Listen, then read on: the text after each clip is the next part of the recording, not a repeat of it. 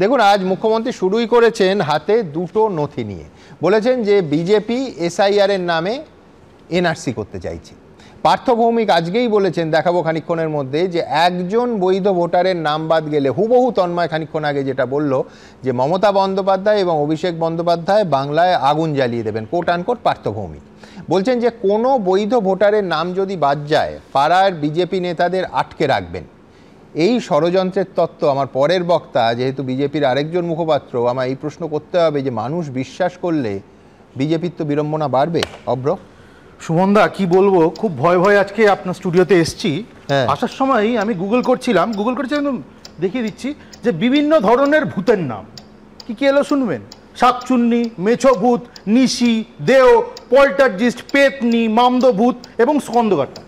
এটা খুঁজতে বাধ্য হলাম। কেন বাধ্য হলাম বলুন তো সুমনদা? কারণ বিরোধী পক্ষ হিসেবে আমাদের দায়িত্বের মধ্যে পড়ে যে আমাদের যারা বিরোধী, এবং এই ক্ষেত্রে তৃণমূল কংগ্রেস, তারা যাদেরকে নিয়ে রাজনীতি করছে তাদেরকে আমাদের চেনা উচিত।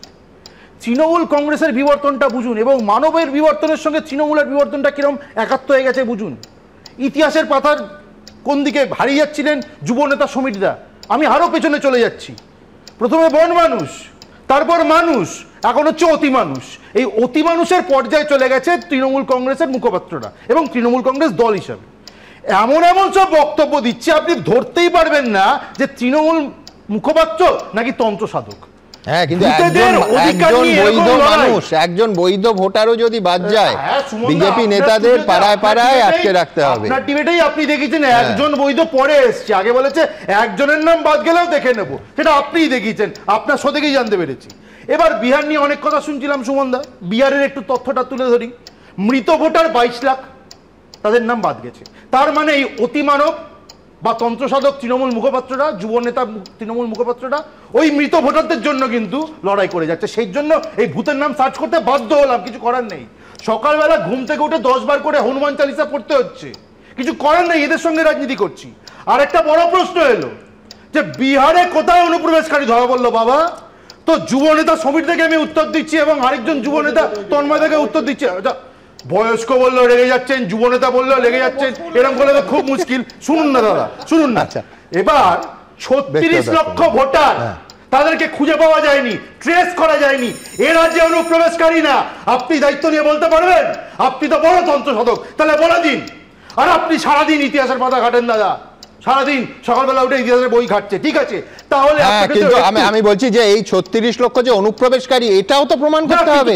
এর মধ্যে সেটা আপনি অস্বীকার করতে পারেন না। পারে তো ওমা, সেটা তো নির্বাচন কমিশনের দায়িত্ব। আবার বলছি চাল কাঁকড় আলাদা করা তাদের দায়িত্ব। আমি বলছি এত বড় ইতিহাসবিদ আজকের প্যানেলে রয়েছে, তারা একটু নিউজ পেপার ঘাটে না? সারাদিন আপনারা রাজনীতি করে যাচ্ছেন নাকি? এটা বলুন, বিহারে এসআইআর এ 21.53 লাখ ভোটারের নাম অন্তর্ভুক্তি হয়েছে। এটা কবে বলবেন? এটা কবে বলবেন? এটা বলতে হবে। হ্যাঁ, কিন্তু এক সেকেন্ড, তুমি বিহার এতবার তুলছো, পয়েন্ট টু পয়েন্ট তুলছো। আমি পরিষ্কার বলছি যে ডিলিট আমি কেন করেছি, কেন এই ভোটারের নামটা বাদ দিয়েছি, এর কারণটাও জানা। শুধু সেই ভোটার নয়, একেবারে দেশের মানুষের পরিষ্কার স্বচ্ছতার সঙ্গে সামনে রাখতে হবে। তো ঠিক আছে, আপনার যদি কোনো যুক্তিসঙ্গত দাবি থাকে নিশ্চয়ই করবেন। গতকালও সেটা ভারতীয় জনতা পার্টি কখনো বিরোধিতা করছে না। ভারতীয় জনতা পার্টির পরিষ্কার বক্তব্য। এখানে আরেকটা প্রসঙ্গ উঠলো যে বর্ডার এতদিন কে সামলাচ্ছিল, বর্ডার এতদিন কেন সামলানো হয়নি, সব বুঝলাম। একটা কথা, তথ্যের কথা সাধারণ দর্শক আপনারা বুঝুন। আমাদের রাজ্যে 450 কিলোমিটার বর্ডার অরক্ষিত কিভাবে ছিল? ওখানে ফেন্সিং করতে দেওয়া হয়নি। বামেদের এত বড় বড় ডায়লগ শুনছিলাম, শীতলা মন্দির, চণ্ডী মন্দির, হ্যাঁ বনবিবির মন্দির, অনেক কথা বলে দিলেন বাম প্রতিনিধিকে। তাহলে কিন্তু এই উত্তর দিতে হবে, এই 450 কিলোমিটার বর্ডার যেটা ফেন্সিং করতে তৃণমূল এতদিন দেয়নি। কেন্দ্র সরকারে আমরা আছি 10 বছরের ওপরে, আমরা 19টা চিঠি দিয়েছি, তারপর আমরা সেটা আদায় করেছি এই কয়েক মাস আগে হলো। কিন্তু বাম সরকারের আমলে তখন এই জমিটাতে কেন বর্ডারিং করা হয়নি, কেন ফেন্সিং করা হয়নি? তাদের কি কোনো দায়িত্ব ছিল না? আমি বলছি কিন্তু আমি বলছি সেই বর্ডার যেখানে খোলা বর্ডার, যেখানে ফেন্সিং নেই, সেখানে কি বিএসএফ নেই? একদম, ইয়োর পয়েন্ট ইজ রাইট। যদি বিএসএফ এরকম বর্ডার পেতো যেখানে ফেন্সিং করা আছে, বিএসএফ এর কি সুবিধা হতো না? আর অ্যাজ পার ফরেনার স্যার, এত বড় বড় যুবনেতা চাকরি দিয়ে বলা হয় যে ফেন্সিং এর পাশে তোমায় পোস্টিং দেওয়া হবে। ফরেনার আইনজ্ঞ স্যার রয়েছে, যদিও স্যারকে নিয়ে অনেক যুবনেতা মহাশয় সমীর অনেক কটু কথা বললেন, কিন্তু আমার বক্তব্য যে স্যার এটা আমাকে কোরাবোরেট করবেন। ফরেনার্স অ্যাক্ট অনুযায়ী যদি কোনো অনুপ্রবেশকারী এই পশ্চিমবাংলায় ঢুকে যায় তাহলে জুরিসডিকশন কার? বিজেপির না, এখানকার রাজ্য পুলিশের। তারা কেন এই অনুপ্রবেশকারীদের ধরেনি? এরা কেন একটা সিস্টেম তৈরি করলো যে যদি অনুপ্রবেশকারী হয় পয়সা নিয়ে আমি ভোটার কার্ড আধার কার্ড বানিয়ে দিয়ে তাদেরকে আবার ভোটার বানাবো? আমি তথ্যের কথা বলছিলাম।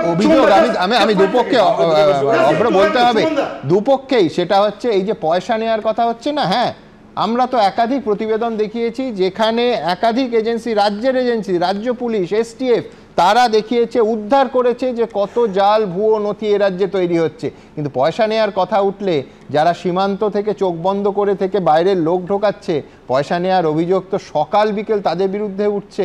সমানভাবে এটাও বলতে হবে। হ্যাঁ, গ্রেফতার হয়েছে বিএসএফ এর একাধিক বড় অফিসার। সুমন দা, আপনি যে প্রসঙ্গটা তুললেন আমি ওটা ডজ করব না। বিএসএফ এর একজন commander is under arrest and action has been taken by the central government. আমরা পিছপা হই না। যখন দেশের দেশের সিকিউরিটির প্রশ্ন থাকে আমরা পিছপা হই না। কিন্তু আমি আজকে রাজ্য সরকারের একটা সার্কুলার নিয়ে দাঁড়িয়ে আছি, সার্কুলার ডেটেড 8/8/2017, আধার কার্ড রিলেটেড সার্কুলার। সুমন একটু পড়তে দিন আমাকে। এখানে বলছে the progress of Aadhaar enrolment in West Bengal has been very good. তার পরের লাইনটা শুনুন প্লিজ, মন দিয়ে শুনুন, যুবনেতা সমীরদা কান পরিষ্কার করে শুনুন। বলছে in the age group of 18+, 105% Aadhaar cards have been issued in our state. মানে 100 জন যদি নাগরিক থাকে 18+ এজের, এই সরকার পরিষ্কার সার্কুলার দিয়ে বলছে 105টা আধার কার্ড এরা বিলি করেছে। তাহলে পার 100 জনের প্রতি 5টা যে এক্সট্রা আধার কার্ড দিল সেটা কি মুখ্যমন্ত্রী মমতা বন্দ্যোপাধ্যায় গলায় জড়িয়ে ঘোরেন নাকি ইতিহাসবিদ যুবনেতা কেউ নয়? এবং যখন কেউ বলবেন দয়া করে 3 জন কথা বলবেন না, কোনোটাই শোনা যায় না। সমীরদার আমি যে বক্তা এতক্ষণ বলছেন, আমি শুধু একটাই প্রশ্ন করব তার কাছে। হ্যাঁ, উত্তরগুলো দিন, তারপর প্রশ্ন করুন। দাঁড়ান না, একটাই প্রশ্ন করব। উত্তরগুলো দিন, তারপর প্রশ্ন করুন। পেহেলগাঁওতে যখন প্রচুর নাকি শক্ত বর্ডার, উত্তরগুলো দিন, সেখান থেকে তারপর এসে নির্বিচারে উত্তরগুলো দিন। সরকারি সার্কুলার, সরকারি সার্কুলার। আপনি সরকারের প্রতিনিধি, তৃণমূলের প্রতিনিধি, এটা হচ্ছে সরকারি সার্কুলার। সরকার বলছে, নির্লজ্জ তৃণমূল সরকার বলছে কোথায় হয়েছে? আইবি চিফ ভাষণ দিচ্ছে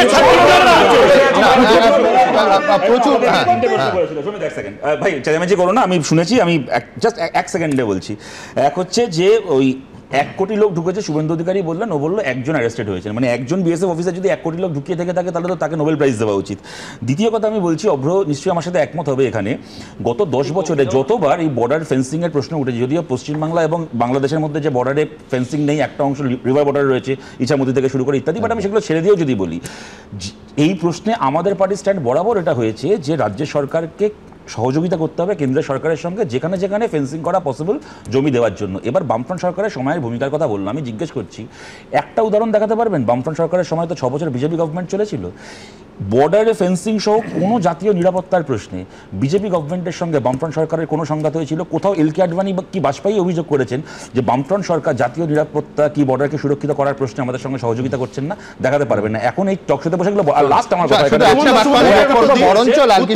বুদ্ধদেব ভট্টাচার্যের প্রশংসা করে আমি শেষ করে নিই। ও লাস্ট যে প্রশ্নটা করলো যে কেউ ধরো ঢুকেও পড়লো, তারপরে জুরিসডিকশন কার্ড, আমি খালি মনে করাই এই মোদি গভর্নমেন্টের আমলে বিএসএফ এর জুরিসডিকশন কিন্তু 50 কিলোমিটার থেকে বাড়িয়ে 80 কিলোমিটার পর্যন্ত করা হয়েছে। জুরিসডিকশন বাড়ানো হয়েছে। সুতরাং jurisdiction act is implemented by state police, কিন্তু জুরিসডিকশন এটা মিথ্যাচার হচ্ছে, ভুল কথা বলা হচ্ছে। আমি পরিষ্কার ইলেকশন কমিশনের একটা প্রেস নোট বের করেছি এবং সেটা হচ্ছে বিআরএসআইআর রিলেটেড। শুনবেন, বামপন্থীরা একদম বড় বড় কথা বলছে তো, আমি জাস্ট 5 সেকেন্ড লিখছি সুমন দা। এখানে সিপিআই, মার্কসিস্ট, লেনিনিস্ট, লিবারেশন, তারা যখন অভিযোগ দেওয়ার অপশন ছিল ইলেকশন কমিশনে, তারা অভিযোগ দিয়েছে, 103টা অভিযোগ দিয়েছে। বলছে এই 103 জনের নামে বাদ দাও, 103 জনের নামে বাদ দাও। এই যে সম্পূর্ণ দুটো মেরুর বক্তব্য, আমরা এই দুটো মেরুর দুটো ক্ষেত্রেই একেবারে স্পষ্ট বক্তব্য, এটা আয়দার অরের প্রশ্ন নয়। একদিকে এই মুহূর্তে দাঁড়িয়ে যখন একটার পর একটা, আজকেই দিল্লি পুলিশ প্রেস কনফারেন্সে বলছেন যে 2025 সালে এই নিয়ে মোট 235 জন অবৈধ বাংলাদেশি নাগরিককে ফেরত পাঠানো হয়েছে সীমান্তের ওপারে। অবৈধ বাংলাদেশি নাগরিককে ফেরত পাঠানো হলে কারোর কিছু বলার থাকতে পারে না, কিন্তু পাশাপাশি এই প্রশ্ন উঠবে যে বাংলা ভাষীকে বাংলাদেশি বলা হচ্ছে না তো, এই জন্য উঠবে যে এবার আমায় আবার হাইকোর্টের কথায় আসতে হবে। তার কারণ দুটো অংশ, অবৈধ অনুপ্রবেশ ভয়ঙ্কর, একেবারে ঘুণ পোকার মতো এ রাজ্যকে কুড়ে কুড়ে খাচ্ছে। প্রথম দিন থেকে এবিপি আনন্দ এই কথা বলছে। পাশাপাশি বাংলা ভাষীদের বাংলাদেশি তকমা দিয়ে পুশব্যাক করা, ঠেলে সীমান্তের ওপারে পাঠিয়ে দেওয়ার একটার পর একটা ঘটনা, আমার মনে আছে প্রথম দিন 2টো, তারপরের দিন 7টা ঘটনা আপনাদের সঙ্গে তুলে ধরেছিলাম। আজকে দেখাবো পরপর, একদিকে দিল্লি পুলিশের তৎপরতা, তার যেটা প্রশংসনীয় অংশ, দিল্লি পুলিশ যে কাজটা প্রশংসনীয় করেছে জানিয়ে কোনো ডিসপিউট নেই, সেটার প্রশংসা করব। পাশাপাশি এই কথাও দেখাবো যে কলকাতা হাইকোর্টের নির্দেশে অবশেষে সেই বাংলাদেশ থেকে সোনালী বিবি, সুইটি বিবি তাদের ফেরত পাঠানো হচ্ছে।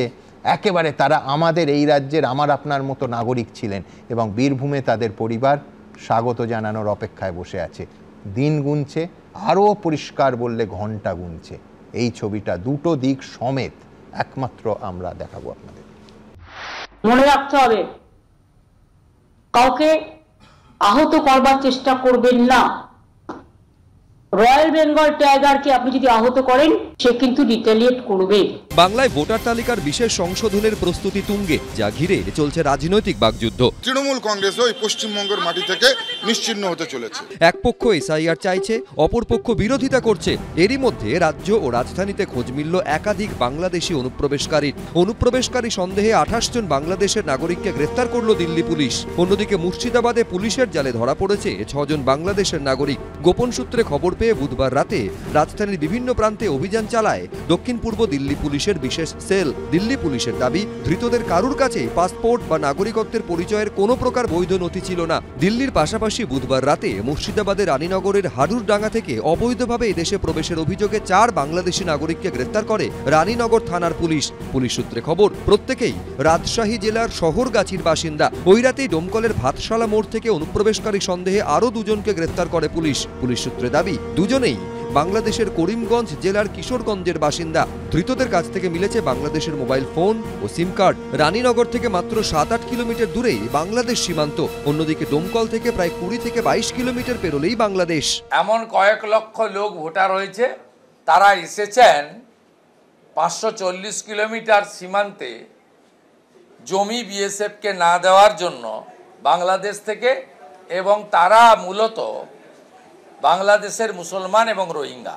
বহিরাগতরা যদি বাংলায় ঢুকে থাকে, তাহলে ওই বর্ডার দিয়ে যদি ঢুকে থাকে, তাহলে বর্ডার সিকিউরিটি ফোর্স অসফল, এবং তাদের 15 কিলোমিটার থেকে 40 কিলোমিটার ঢোকাচ্ছিলেন তাদের জুরিসডিকশনটা আপনি, যাতে ওরা দেখতে পারে, ওই 15 কিলোমিটারই ঠিক করে গার্ড করেনি। এরই মধ্যে উল্টো ঘটনাও সামনে এসেছে। শুধু বাংলায় কথা বলায় পশ্চিমবঙ্গের বৈধ বাসিন্দাকে বাংলাদেশে পাঠিয়ে দেওয়ার মতো চাঞ্চল্যকর ঘটনাও ঘটেছে। যদিও শেষ অবধি কলকাতা হাইকোর্টের নির্দেশে বাংলাদেশ থেকে ঘরে ফিরবেন সোনালী বিবি, সুইটি বিবিরা, কিন্তু কবে, সেই উত্তর এখনো নেই। বীরভূমের পাইকরের বাসিন্দা সোনালী বিবি কাজের সূত্রে স্বামী ও 8 বছরের ছেলেকে নিয়ে দিল্লিতে থাকতেন। অভিযোগ, ভারতীয় হওয়া সত্ত্বেও গত 17 জুন তাদের গ্রেফতার করে দিল্লি পুলিশ। 26 তারিখ অন্তঃসত্ত্বা সোনালী সহ 3 জনকে বাংলাদেশে পুশব্যাক করা হয়। আমরা কিছুই জানতে পারছি না, আর মেয়েটাও কেমন আছে না আছে তা বলতে পারছি না। কবে যে ফিরবে কি কবে আসবে এটুকুনও জানতে পারছি না। এত দেরি কিসের লেগে হয়েছে? মেয়ে আমার প্রেগনেন্ট আছে, খুব সমস্যায়, আমাদেরও তো রাতে ঘুমও হয় না। একইভাবে বীরভূমের মুরারইয়ের বাসিন্দা সুইটি বিবি ও তার 2 নাবালক ছেলেকেও গ্রেফতার করে বাংলাদেশে পাঠিয়ে দেয় দিল্লি পুলিশ। এ নিয়ে মামলা দায়ের হয় হাইকোর্ট, সুপ্রিম কোর্টে। আদালত স্পষ্ট নির্দেশ দেয়, 4 সপ্তাহের মধ্যে সোনালী বিবি সহ 6 জনকে ভারতে ফিরিয়ে আনতে হবে কেন্দ্রীয় সরকারকেই। কিন্তু সূত্রের খবর, বাংলাদেশের আদালতে এখনো মামলা চলছে। ধৃত ভারতীয় নাগরিকদের রাখা হয়েছে চাঁপাইনবাবগঞ্জ জেলে। 23 অক্টোবর 2টি পরিবারের 6 জনকেই সেখানে আদালতে তোলা হবে। বিজেন্দ্র সিংহ, রাজীব চৌধুরী, আশাবুল হোসেন, এবিপি আনন্দ। দেখুন, স্বাধীনতার পর এদেশে 13 বার এসআইআর হয়েছে। এ রাজ্যে শেষ এসআইআর হয়েছে এই খানিকক্ষণ আগে আলোচনা শুরুতেই বারবার জানিয়ে বিতর্ক হচ্ছিল 2002 সালে। আমি সমস্ত নথি বের করে দেখছিলাম যে রাজ্যে তখন বামফ্রন্ট সরকার ক্ষমতায়। আগেও এই নথি আপনাদের সামনে রেখেছিলাম। মুখ্যমন্ত্রী বুদ্ধদেব ভট্টাচার্য, তৃণমূল কংগ্রেস দাপুটে বিরোধী দল, কেন্দ্রে অটল বিহারী সরকার, বাজপেয়ী সরকার, মমতা বন্দ্যোপাধ্যায় তৃণমূলের তরফে কেন্দ্রে জোটসঙ্গী। 2002 সালের 26শে মার্চ প্রথম নামের তালিকা প্রকাশিত হয়েছিল। সেবারও 1.5 বছর ধরে এসআইআর হয়নি, 1 বছর ধরেও এসআইআর হয়নি, মাত্র কয়েক সপ্তাহে এসআইআরের যাবতীয় কাজ শেষ হয়েছিল। 28 লক্ষ নাম বাদ গেছিল। আই রিপিট, কত নাম বাদ গেছিল? 28 লক্ষ। কিন্তু তৃণমূল কংগ্রেস কোনো প্রতিবাদে নামেনি, বরঞ্চ সংবাদপত্র সাক্ষী একাধিক তৃণমূল নেতা বলেছিলেন যে সিপিএমের অবৈধ ভোটারদের নাম বাদ গেল। পরের ভোটে, লোকসভা বলুন 2004-এর বা বিধানসভায়, বামেদের আসন আর শতাংশ বেড়েছিল। বামেদের আসন তো অল টাইম রেকর্ড 235টা সিট পেয়েছিল বামফ্রন্ট। কিন্তু আমার কথা হলো, এসআইআরের এই প্রক্রিয়া বা সময়সীমা নিয়ে তৃণমূল কংগ্রেস তখন প্রশ্ন তোলেনি, তাহলে আজকের এই কঠোর আগ্রাসী অবস্থান কেন? আমার পরের বক্তা ডক্টর রাজাগোপাল ধর চক্রবর্তী, তার কাছে কি উত্তর আছে?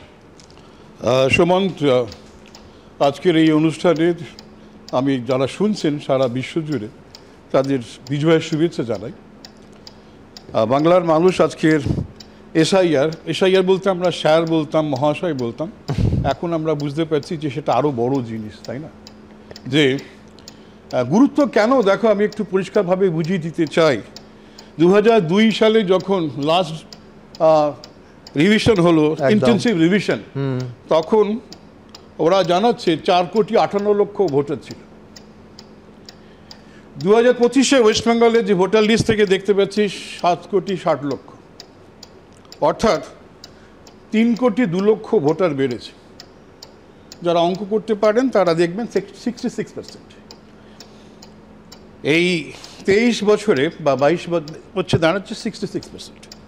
এখন আমরা যদি চলে যাই, ভোটার বেড়েছে 66%, জনসংখ্যা কি হলো? 2001-এর সেন্সাস, 2001-এর সেন্সাস বলছে পশ্চিমবঙ্গের জনসংখ্যা ছিল 8 কোটি। তারপরে এখন যে সেন্সাস আমরা জানি 11 সালের পরে, তারপরে হয়নি, 2021-এ হয়নি। এখন জনসংখ্যা কত? আমাদের যে ministry of statistics and programme implementation আছে, ওরা বলছে প্রায় 10 কোটির মতো, আর অন্য নানান সমীক্ষায় বলছে ম্যাক্সিমাম 10.5 কোটি হতে পারে। দাদা আমি একটু সময় নেব, সেটা হচ্ছে একটা আমার বক্তব্য আছে, কেন হয়নি সেটা তো রাজনৈতিক প্রশ্ন, রাজনৈতিক নেতাদের কাছে আমি যাব, কিন্তু আমার বক্তব্য যে এই এসআইআর সত্যি যদি এত জরুরি হয়, তাহলে কেন শুধু যে রাজ্যগুলোতে নির্বাচন হচ্ছে তার 1.5 মাস 2 মাস বা 1 মাস আগে এটা নির্ধারিত হচ্ছে? এ তো অনেক আগে সিদ্ধান্ত নিয়ে কাজ শুরু করে দেওয়া যেত। তাহলে সমিতদারাও এই যুক্তি তুলতে পারতেন না যে এই তাড়াহুড়ো কেন?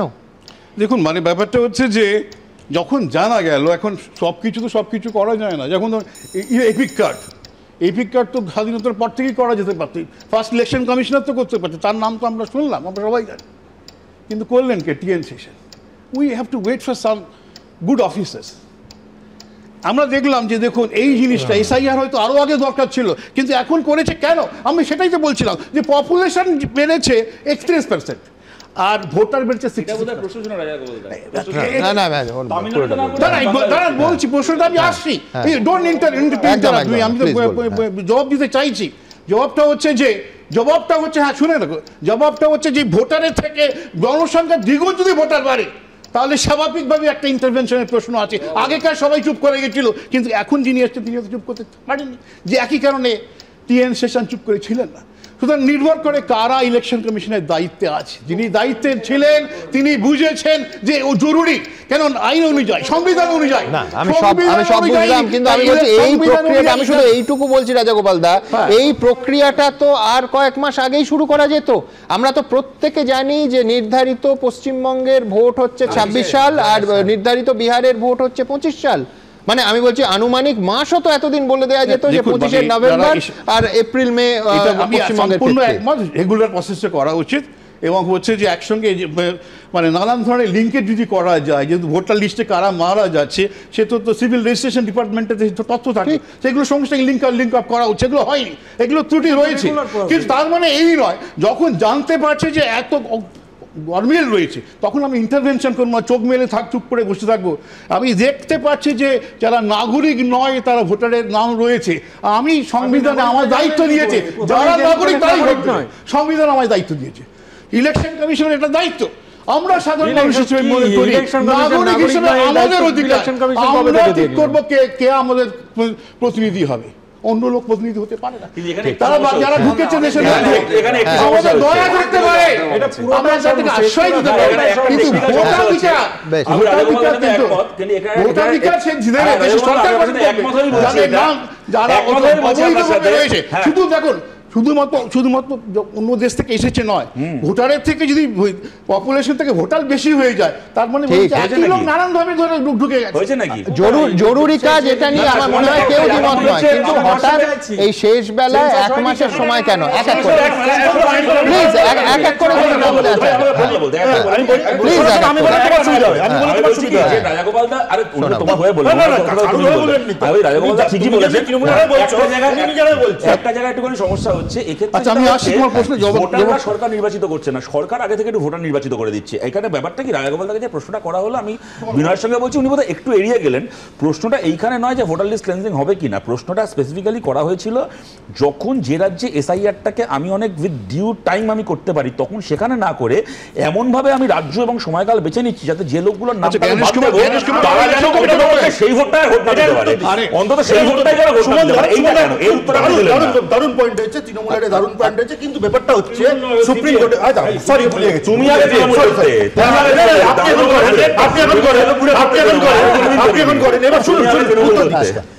যখন বিহারে এসআইআর হলো, প্রক্রিয়াটা ক মাসে সম্পন্ন হলো সুমনদা? 3-3.5 মাস। এবার হ্যাঁ 3-4 জানো না, তুমি জানো না, তুমি এটা ভুল তথ্য দিচ্ছ। মিটিং করে বিষয়টা হচ্ছে বিহারের এসআইআর নিয়ে 12 মাস সুপ্রিম কোর্টে গেছে, বিভিন্ন দল গেছে। এবার যারা নাচতে সুপ্রিম কোর্টে গেল তারা একবারও কি বললো যে বিহারে 3 মাসে কি করে এসআইআর হচ্ছে? সেটা কিন্তু সব বলেছে। আর বিহারে যদি 3 মাসে এসআইআর আছে, আমাদের এখানে 4 থেকে 5 বছরের মধ্যে হবে না কেন? এটা সুপ্রিম কোর্টে বলেছে, এটা আসলে হবে না। কোন যুক্তি? সুপ্রিম কোর্ট বলেছে, এটা সুপ্রিম কোর্ট বলেছে। শোনো, সুপ্রিম কোর্টের একজন এমপি আছে পি সন্তোষ কুমার, তার বক্তব্য শুনবে, একদম পরিষ্কার কোর্ট বেরিয়েছে, ওনার বক্তব্য বেরিয়েছে। উনি বলছেন SIR is huge menace two democracy. এবার তুমি দয়া করে একটু বুঝিয়ে দাও এসআইআর কি করে ডেমোক্রেসির কাছে মেনাস। এটা বোঝা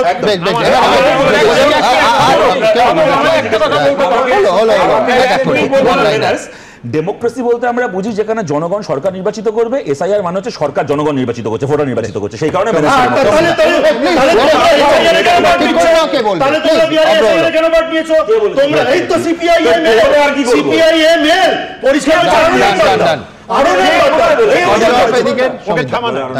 আমি রাজাগোপাল বাবুকে একটা কথা মনে করিয়ে দিচ্ছি। বলুন অন্ধ্রপ্রদেশে কি করার ক্ষমতা আছে নির্বাচন কমিশনের? কারণ চন্দ্রবাবু নাইডুর নেতৃত্বে এই সরকার চলছে, মানে তার সাপোর্টে, এবং সে প্রকাশ্যে এসআইআর এর বিরোধিতা। দেখুন আমি লিখিতভাবে একদম ক্ষমতা আছে, আমি কিন্তু আমি বলছি রাজাগোপাল দাকে বোঝালেন, কিন্তু একদম শরিকি চাপের কথা সমীরদা বলছেন, এই প্রশ্ন উঠতে পারে।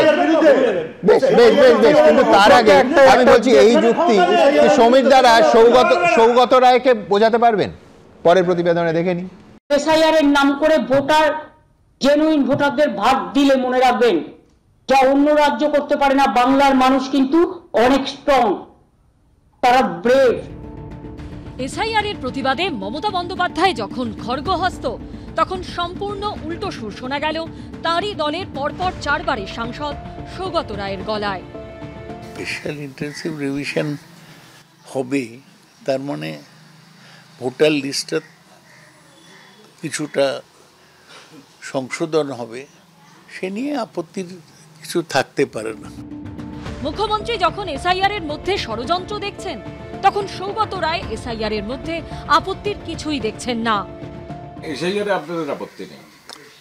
মানে আপত্তি ভোটার লিস্টে যদি স্পেশাল ইন্টেনসিভ রিভিশন হয় তাতে আপত্তি করার থাকবে কেন? তো সব বিহারেও লোকেরা দেখছেন যাতে হয়। কিন্তু তৃণমূল সাংসদ সৌগত রায় একথা বললেও শুরু থেকে এখনো পর্যন্ত এসআইআর এর প্রতিবাদ করে যাচ্ছেন মমতা বন্দ্যোপাধ্যায় ও অভিষেক বন্দ্যোপাধ্যায়।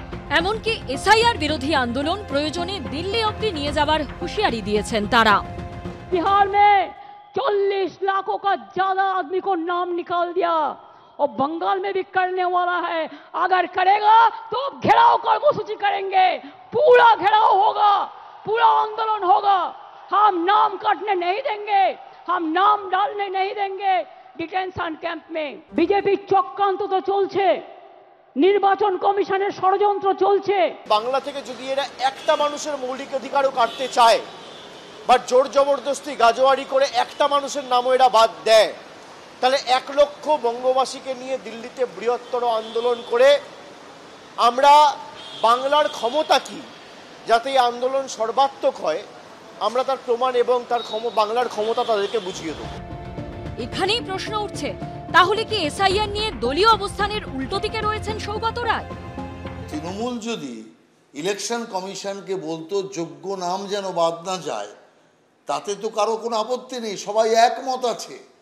তৃণমূলের বক্তব্য হচ্ছে অযোগ্য যাতে টিকে থাকে, যেমন অযোগ্য শিক্ষক তার যেন চাকরি না যায়, আর তেমনি অযোগ্য যে ভোটার তার যেন নাম কাটা না যায়। এটা হচ্ছে তৃণমূলের আন্দোলন। সব মিলিয়ে এসআইআর নিয়ে বিতর্ক তুঙ্গে। কৃষ্ণেন্দু অধিকারী, সুমন ঘরাই ও আশাবুল হোসেনের রিপোর্ট, এবিপি আনন্দ।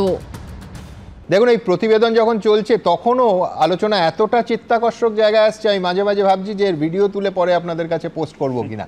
জোকস অ্যাপার্ট, আপনারা প্রত্যেকে জানেন যে এখন Facebook, YouTube, x, Insta, thread সব জায়গায় আপনারা মন্তব্য পাঠাতে পারেন, প্রচুর মন্তব্য।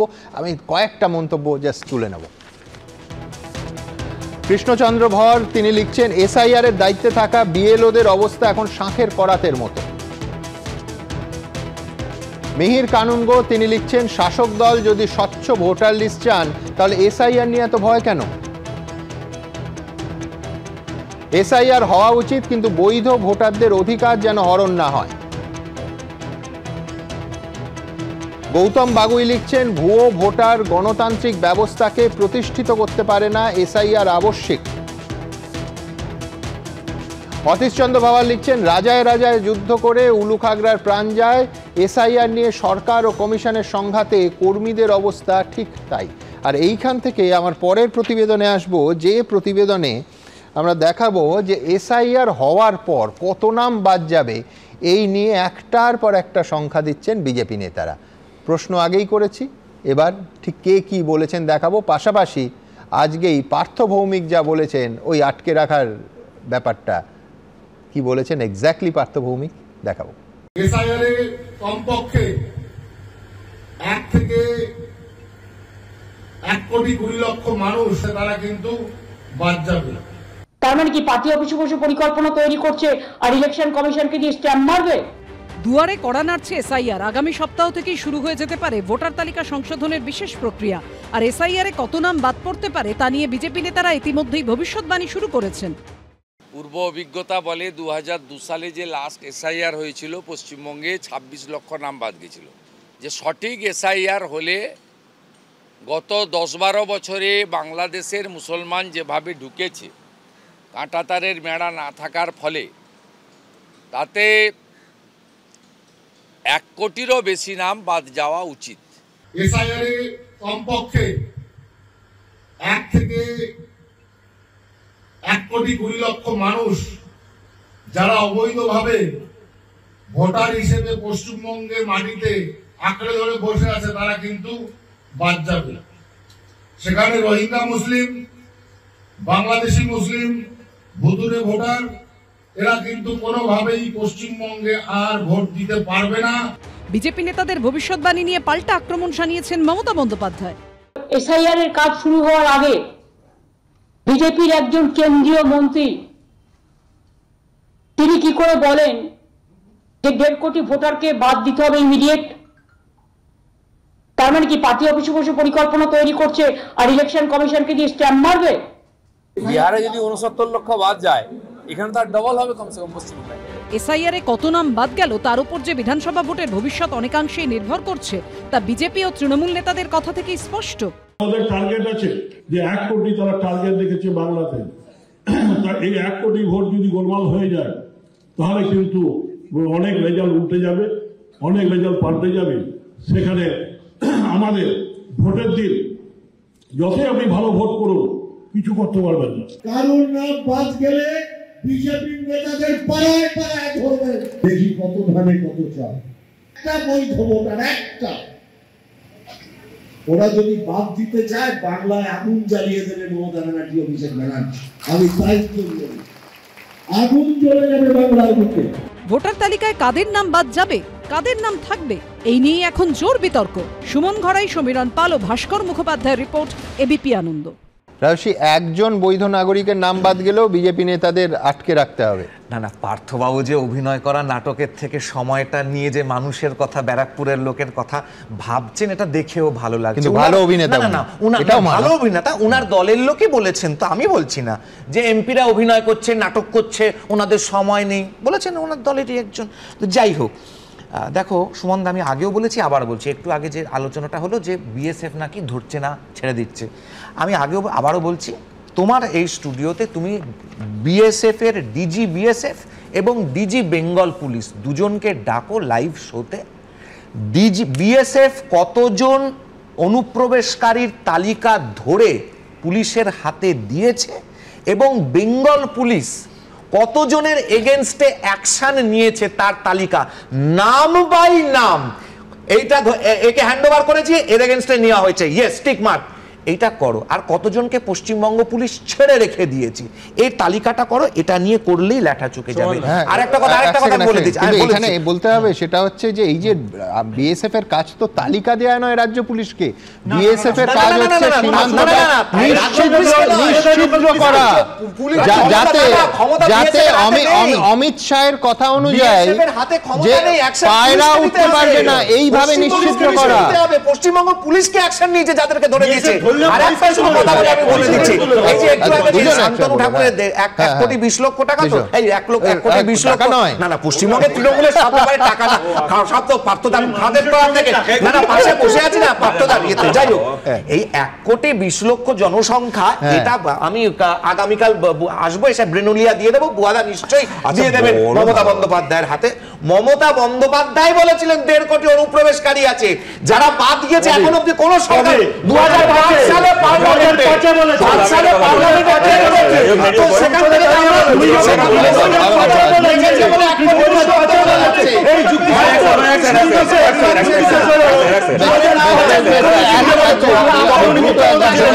আমি আসবো, শাহরুখের কাছেও আসবো, কিন্তু তার আগে দেখবো আজকে সাংবাদিক সম্মেলন থেকে আরো একবার মির্জাফর শব্দটা ব্যবহার করলেন মমতা বন্দ্যোপাধ্যায়। দেখুন, আমি মনে করি এটা এসআইআর নয়, এটা এনআরসি করার চক্রান্ত চলছে। আমরা ধিক্কার জানাচ্ছি বিজেপি পলিটিক্যাল পার্টিকে এবং গভর্নমেন্ট অফ ইন্ডিয়ার এজেন্সিগুলোকে, যারা বিজেপির কথায় আজকে শুধুমাত্র রাজনীতি করছে। সমস্ত এজেন্সিকে দিয়ে, একজন মির্জাফর আছেন ওখানে দিল্লিতে, এই মির্জাফরদের মৃত্যু জীবনে হয় না, তার চিরকালই বেঁচে থাকে নানা কাজের মধ্যে দিয়ে। এই মির্জাফররা মনে করেছেন তারাই শেষ কথা বলবে, কিন্তু তারা যদি এসব করতে যান তাহলে কিন্তু দাঙ্গা থেকে শুরু করে আরো অনেক কেস আছে, সবকিছু কিন্তু বেরিয়ে পড়বে। দেখুন, যখন রেশন কার্ডকে সংযুক্তিকরণ করার কথা বলা হলো আধার কার্ডের সঙ্গে কেন্দ্রের তরফে, প্রথমে এই মহান তৃণমূল সরকার না করছিল, চাপে পড়ে যখন সংযুক্তকরণ করলো, দেখা গেল 2 কোটি ভুয়ো রেশন কার্ড হওয়া, মানে 10.5 কোটি রেশন কার্ড থেকে সেটা 8.5 কোটিতে নেমে এলো। এবার এই তথ্যের উপর ভিত্তিতে কিন্তু রেশন কার্ড 2 কোটি চালিয়ে দিয়ে লাগে, তাহলে ভাবুন এরা চালি আধার কার্ড ভোটার কার্ড কত বানিয়ে দিয়েছে, আধার কার্ড ভোটার কার্ড চালি কত বানিয়ে দিয়েছে। এই ক্যালকুলেশন তৃণমূলের হচ্ছে কেন?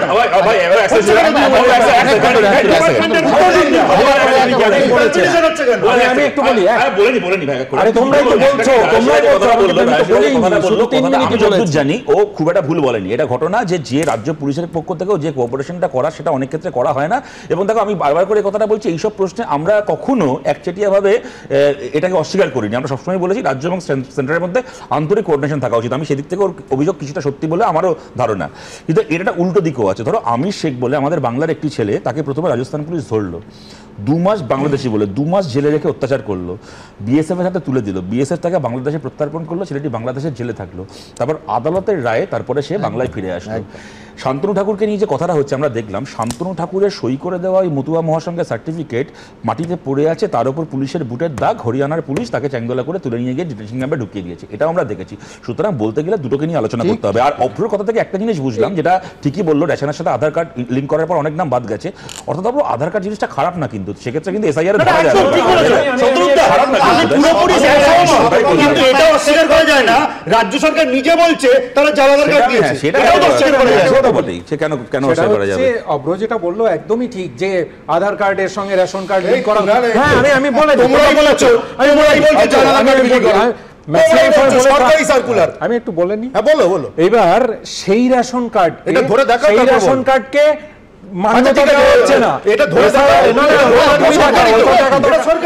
রেশন কার্ডকে 80 কোটি মানুষের রেশন কার্ড আছে, 134 কোটি মানুষের কাছে আধার কার্ড আছে, তাদেরটা করা হবে ছাড়াই তুমি বলতে পারো,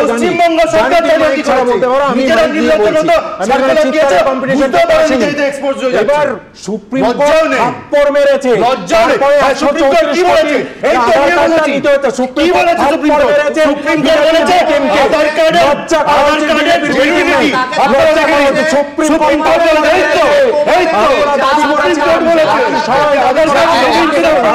আবার তুঙ্গে ওঠার আগে দ্রুত আমি পরের প্রতিবেদনে আসব। প্রতিদিন আমরা প্রশ্ন তুলেছি যে খগেন মুর্মু এবং শঙ্কর ঘোষের ওপর যারা আক্রমণ করলো তাদের ভিডিও ক্যামেরায় ফুটেজ আছে সমস্ত সংবাদ মাধ্যমের কাছে, একাধিক তাদের মধ্যে আইডেন্টিফাই করেছি আমরা, তাদের বাড়ি গেছেন আমার সহকর্মীরা, অথচ বিস্ময়করভাবে গ্রেফতার শূন্য কেন? গতকাল আপনাদের দেখিয়েছি 2 জন গ্রেফতার হয়েছে, আজকে সেই গ্রেফতারের সংখ্যা বেড়ে হয়েছে 5। পরের প্রতিবেদন। তৃণমূল গুন্ডারা করেছে এবং ওরা সবাই বলছে আমরা দিদির লোক।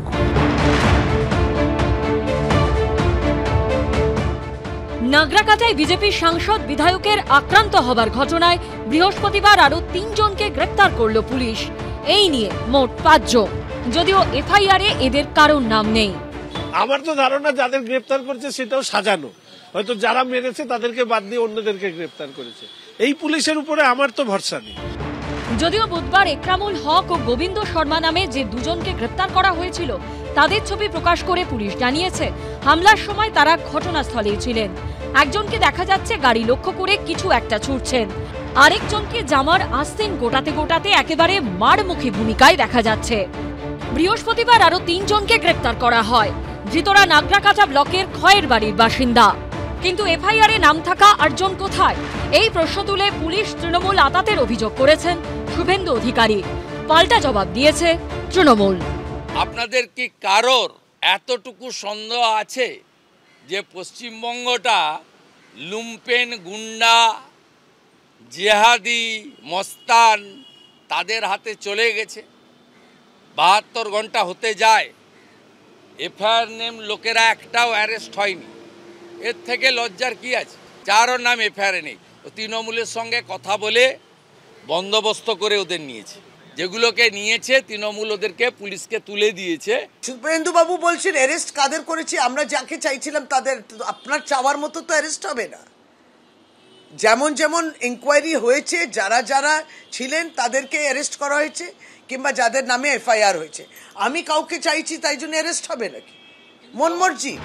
এদিকে নাগরাকাটা কাণ্ডে সিবিআই ও এনআইএ তদন্তের আর্জি জানিয়ে হাইকোর্টে 2টি মামলা দায়ের হয়েছে।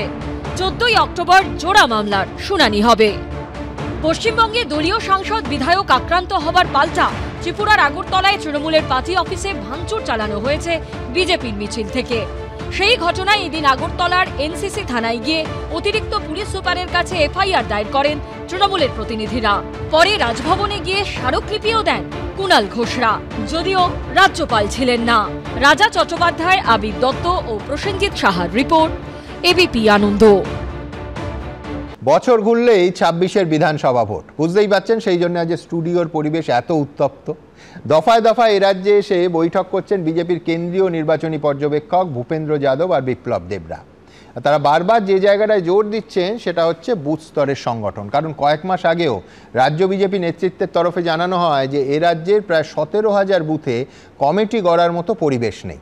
বিজেপির কেন্দ্রীয় সহ পর্যবেক্ষক বিপ্লব দেব অবশ্য এই ভোটে মানে সামনের বিধানসভা ভোটে ভালো ফলের ব্যাপারে চূড়ান্ত আত্মবিশ্বাসী। তবে যে বিপ্লব দেবকে বিজেপি দ্বিতীয়বার ত্রিপুরার মুখ্যমন্ত্রী করার কথা ভাবেনি, এমনকি মেয়াদ ফুরোনোর আগে যাকে পদত্যাগ করতে হয়েছিল তাকে এ রাজ্যে ভোটের দায়িত্ব নিয়ে পাঠানো নিয়ে বিজেপির বিরোধীরা কিন্তু কটাক্ষ শুরু করেছে। দেখুন, বুথ যার ভোট তার, নির্বাচনী রাজনীতিতে এই কথা অতি প্রচলিত। এবার বিজেপিও কি এই নীতি মাথায় রেখেই লড়াইয়ে ঝাঁপাচ্ছে? তেমনটাই সূত্রের দাবি। বৃহস্পতিবার এ রাজ্যে বিজেপি নেতাদের সঙ্গে দফায় দফায় বৈঠক করেছেন বিজেপির কেন্দ্রীয় নির্বাচনী পর্যবেক্ষক ভূপেন্দ্র যাদব এবং সহ পর্যবেক্ষক বিপ্লব দেব। বিজেপির একটি সূত্রের দাবি, বৈঠকে উঠে আসে বুথের প্রসঙ্গ। রাজ্যে মোট বুথ রয়েছে 80,682টি। রাজ্য বিজেপি সূত্রে দাবি, বৈঠকে ভূপেন্দ্র যাদব বলেন অন্তত 50,000 বুথ কমিটি তৈরি করতেই হবে। বিজেপি সূত্রে খবর, কয়েক মাস আগেও কেন্দ্রীয় নেতৃত্বের সঙ্গে বৈঠকে রাজ্য বিজেপি নেতৃত্বের তরফে জানানো হয় 80,000 বুথের মধ্যে প্রায় 17,000 বুথে তাদের কমিটি গড়ার মতো পরিবেশ নেই। এই প্রেক্ষাপটে বাকি 63,000 বুথে ঝাঁপিয়ে পড়তে নির্দেশ দেওয়া হয়।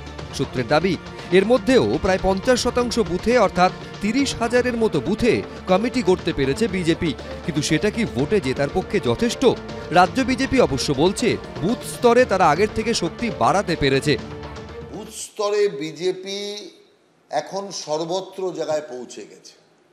কিছু সংখ্যালঘু বুথ বাদে এমন কোনো বুথ নেই যেখানে বিজেপি নেই। আর বিজেপির বুথ আর বিজেপি কার্যকর্তাদের শক্তির সাথে সারা রাজ্যের মানুষ আছে। যে মানুষেরা পরিবর্তন চায়, সেই পরিবর্তনকামী মানুষই বিজেপির বুথের সবচেয়ে বড় শক্তি বলে আমরা মনে করি। যদিও বুথ স্তরে বিজেপির সংগঠন নিয়ে তৃণমূলের গলায় শোনা গেছে কটাক্ষের সুর। শূন্য কলসি বাজে বেশি, বাংলা একটা প্রবাদ আছে, বা পুঁটি মাছ অল্প জলে ফরফর করে। এ রাজ্যের নেতাদের বিজেপি পাতে গোনার মতো নেতা বলে গণ্য করে না। তাই এইসব বাতেলা এইসব নেতারা আসবে। ওই এর আগে এসেছিল না কৈলাস বিজয়বর্গীয়, তার আগে সিদ্ধার্থনাথ সিং, এই একের পর এক নেতা আসবে, নেতা যাবে। যেদিন ইলেকশনের রেজাল্ট বেরোবে তার আগে বড় বড় ডায়লগ মারবে, আপ কি বার 200 পার। যেদিন ইলেকশনের রেজাল্ট বেরোবে আগে থেকে দেখবেন ফ্লাইটের টিকিট বুক করে রেখেছে দিল্লি ফেরতের। এবারও একই জিনিস হবে। বৃহস্পতিবার রাজ্য বিজেপির বিভিন্ন কমিটির সঙ্গে বৈঠক করেন কেন্দ্রীয় নির্বাচনী পর্যবেক্ষক ভূপেন্দ্র যাদব এবং সহ পর্যবেক্ষক বিপ্লব দেব। সংগঠনে কোথায় কোথায় খামতি রয়েছে তা নিয়ে বিশ্লেষণ করেন তারা। রাজ্যে সন্ত্রাস থেকে ভোটার তালিকায় বিশেষ সংশোধন নিয়েও বৈঠকে আলোচনা হয়েছে বলে সূত্রের দাবি। त्रिपुरा में हम सुनने से सरकार बनाए थे, यहाँ तो हमारे पास 65 है अभी, तो चिंता मत करिए। এ মাসে ফের রাজ্যে বৈঠকে আসার কথা রয়েছে বিজেপির কেন্দ্রীয় পর্যবেক্ষকদের। শিবাশিস মৌলিক, দীপক ঘোষ, ঝিলম করঞ্জাই, এবিপি আনন্দ।